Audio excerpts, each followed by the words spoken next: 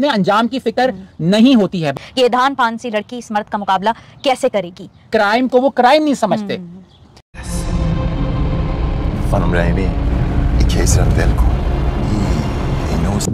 कैसे हैं दोस्तों, उम्मीद है सब खैरियत से होंगे। आज हम जिस मूवी का रिव्यू करने वाले हैं, इस रिव्यू को सुनने के बाद आप कहेंगे यार ऐसे टॉपिक्स पे फिल्म्स क्यों नहीं बनती हैं और ज़्यादा बननी चाहिए।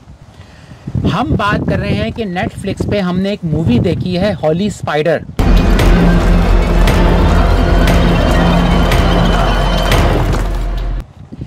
Film based on true story. एक सीरियल किलर था, उसका नाम सईद हनाई था। उसने 2000 से लेकर 2001 तक 16 औरतों को ईरान का एक शहर है मशहद, वहाँ बेरहमी से कत्ल किया था। उस सीरियल किलर पर यह फिल्म बनी है दोस्तों। तो रात का वक्त है, फिल्म रात से शुरू होती है और रात का वक्त है और एक जिस्म फरोश यानी प्रोस्टिट्यूट औरत अपने बच्चे को बिस्तर पर सुलाकर धंधा करने शहर की वीरान सड़कों का रुख करती है। ये पहला सीन मैं आपको बता रहा हूं। और बाहर जो शहर है वहां ग्राहकों को मुतवज्जा करना चाहती है।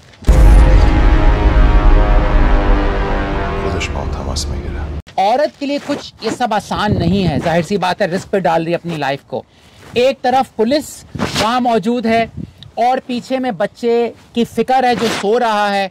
वो एक पब्लिक बाथरूम में घुसकर अपने आप को ठीक करती है, बनाव सिंगार या मेकअप करती है और ग्राहकों की तलाश में सड़कों पर इंतजार करती है। एक के बाद दूसरा उसको ग्राहक मिलता है तो उसका दिल खुश हो जाता है।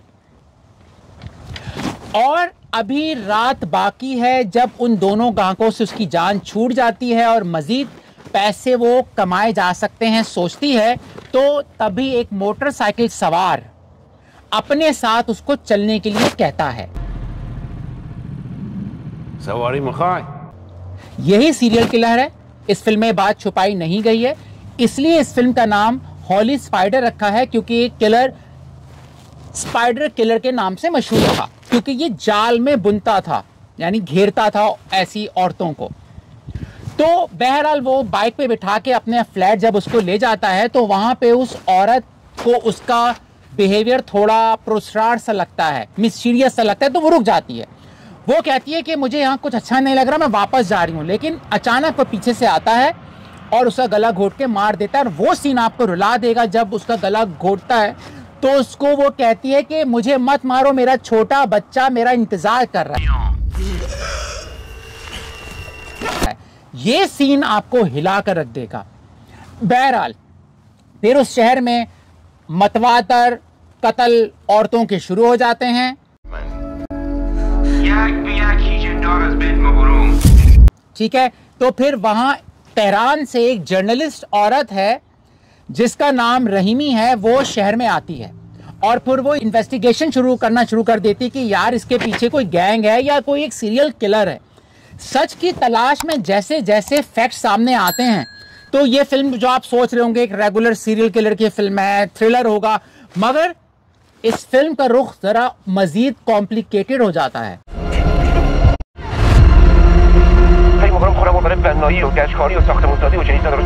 फिल्म की इब्तिदा में आपको लगेगा यार ये तो फिल्म एक थ्रिलर है ना, लेकिन फिल्म का मौजू बदलता है। ये एक सीधी सादी कहानी नहीं रहती, बल्कि ईरानी माशरे यानी ईरानी सोसाइटी में जो जेंडर डिस्क्रिमिनेशन है, जो औरतों के खिलाफ नफरत है, जो रिलीजियस एक्सट्रीमिज्म है और जस्टिस को हासिल करने के लिए जो स्ट्रगल करना पड़ता है साफी औरत को, वो इस फिल्म में आप देखकर कहेंगे यार ये कहानी क्या हमारी सोसाइटी की तो नहीं। आप ये फिल्म सच्चे वाकयात पर मबनी है।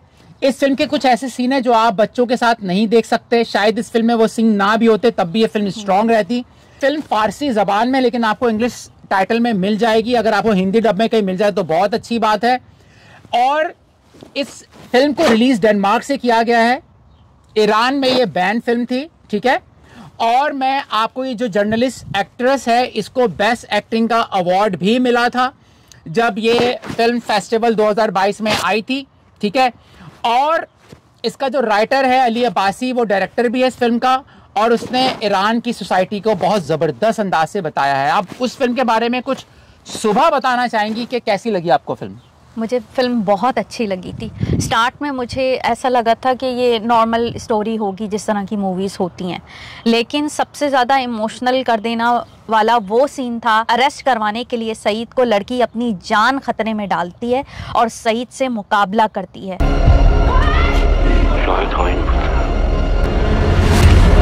वो लम्हा, वो ऐसा सीन था कि मेरा दिल जो है ना बिल्कुल हलक में आ गया था, और मैं ये सोची थी ये धान फान सी लड़की इस मर्द का मुकाबला कैसे करेगी, मगर वो कर जाती है। उसको मुकाबला क्यों करना पड़ता है? पुलिस क्यों नहीं पकड़ रही है? क्योंकि पुलिस, एक तो वो लड़की, और ये लड़कियों के और प्रोस्टिट्यूट के जो मामलात होते हैं इसमें पुलिस इंटरेस्ट शो नहीं करती है। मोस्टली ऐसा देखने में आता है कि इन क्राइम्स में पुलिस इन्वॉल्व होना ही नहीं चाहती, और यही दिखाया जा रहा था। हाँ, तो वो जब औरत उस सोसाइटी में जब आवाज़ उठाती है, और औरतों के लिए उठाती है क्योंकि औरतों की जान जा रही होती है। सीरियल किलर जो होता है औरतों का आए दिन जो है आत्मा कर रहा होता है। टीमी जब अपनी जान खतरे में डालती है और उसको जो है मुकाबला करके पकड़वा देती है पुलिस से, उसके बाद भी जो है वो मुस्तकिल उसको यही खतरा होता था कि ये आदमी छुट जाएगा, क्योंकि वहाँ पर कुछ पावरफुल लोग थे जो सईद का साथ दे रहे थे।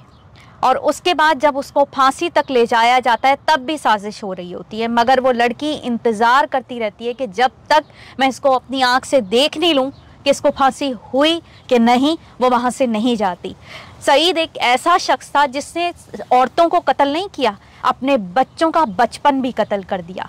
उसके बेटे ने उससे क्या सीखा, वो घर में बाद में अपनी बहन को जो है वो उसी तरह पकड़ रहा था गला। सईद की सज़ा के बाद भी जो है उसके बेटे को दिखाया गया था कि वो भी उसी तरह तैयार हो रहा है, और उसे लोग जो है यही समझा रहे हैं कि तुम्हें अपने बाप के नक्शे कदम को, उसके काम को जारी रखना है। ऐसा क्यों होना था, ये थोड़ा हम अपने दोस्तों को एक्सप्लेन कर दें कि इसमें बताया गया है कि उस सोसाइटी में वो कत्ल कर रहा था, लेकिन उसकी सपोर्ट में लोग सड़कों पे आ गए थे कि ये जो काम कर रहा है, औरतों का गला घोट के मार रहा है, ये ठीक कर रहा है, ये औरतें खराब हैं। इसलिए बेटा था, बाद में उसके जो वीडियोस आए हैं, और ये सच्ची स्टोरी हम आपको सुना रहे हैं जो इस फिल्म पर है, कि वो बेटा अपने बाप को बुरा नहीं समझ रहा था, अच्छा समझ रहा था। ये तो आपको पता चलेगा कि फांसी उसको हुई कि नहीं, हम नहीं बताना चाहेंगे, लेकिन जो फांसी का टाइम था और उसकी जो सईद की तड़प थी अपने लिए, कि वो इंतज़ार में था, क्योंकि उसके लिए बहुत से जो इदारे थे वो एक्टिव हुए थे जो सईद का साथ दे रहे थे।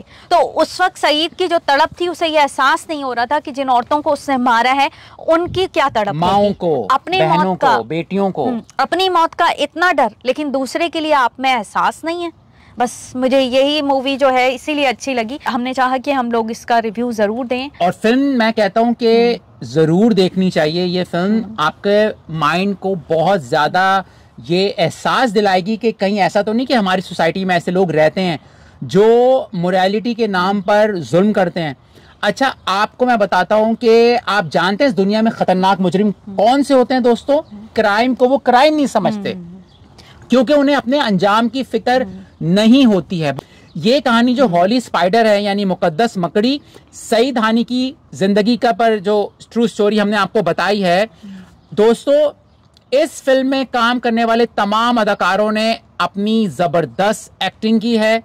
और इस फिल्म के हिदायतकार जो अली अब्बासी हैं, ये डेनमार्क के सिटीजन हैं। और एक और मैं आपको बात अहम बता दूं जो शायद आपको फिल्म देखने के बाद भी ना पता हो, जो इनमें एक्ट्रेस है ना, उनका नाम है ज़र इब्राहिमी, और अभी वो 41 की हैं। और उनको खुद इस फिल्म में जो जर्नलिस्ट हैं, जो रहीमी करके रोल अदा कर रही हैं, जो सीरियल किलर को पकड़वाती हैं, उनकी अपनी लाइफ भी डिस्टर्बिंग है कि ईरान में 2006 में किसी ने उनकी प्राइवेट वीडियो लीक कर दी थी, यानी बेडरूम की कोई स्टोरी, इस तरह उनकी वीडियो बना के लीक कर दी, जिस पर उनको 10 साल की सजा हुई थी और उनको भागना पड़ा था मुल्क से, वरना वो 10 साल जेल में रहती। और वो अब इस फिल्म में अदाकारी वाकई ऐसी कर रही हैं कि आपको लगेगा कि एक औरत जिसके दिल में दर्द है, और ये दर्द मेरे ख्याल में आप सुनने वालों को भी है कि जुल्म नहीं होना चाहिए। तो हम कहेंगे कि ये फिल्म आप जरूर देखिएगा। हॉली स्पाइडर नेटफ्लिक्स पे आपको मिल जाएगी। और आखिर में आप क्या कहेंगी और इस फिल्म के बारे में? जो भी मामलात होते हैं, लोगों को लॉ को अपने हाथ में नहीं लेना चाहिए। जो कानून है, कानून जो जिन्होंने नाफिज किया है उस पर अमल करना उनका काम है, बजाय ये कि आप कानून को हाथ में ले ले और ख़ुद सही और गलत का फैसला करने लग जाओ। किसी भी शख्स को ये इख्तियार हासिल नहीं होना चाहिए कि वो किसी की जान ले ले। मैं देख रहा था कि फेसबुक पे जब इस फिल्म के बारे में बात कहीं हो रही थी तो कमेंट्स में बोल रहे थे कि यार ईरान में अच्छे बुरे लोग होते हैं तो इस फिल्म में बुरा दिखाया गया ईरानियों को, तो फिर ईरान ने इस फिल्म को बैन क्यों कर दिया? अगर उनकी सोसाइटी में एक सीरियल किलर था तो इस फिल्म को वो चलाने देते ताकि लोगों को पता चलता। इसका मतलब वाकई स्टेट जो रियासत है वो अपनी खराबियों को छुपा रही थी, वरना ये फिल्म को वो रिलीज करने देते। हम भी कहते हैं अच्छे बुरे होते हैं, लेकिन हम खुद गलतियां करते हैं, तो हमें चाहिए कि कानून के साथ हम चले बजाय अपने कानून को अपने हाथ में ले लें। लाइक कीजिएगा, शेयर कीजिएगा और इसी तरह देखते रहिए हमारा चैनल लाइफ इज सुबह शाम, एंटरटेनमेंट आपके नाम। Thank you.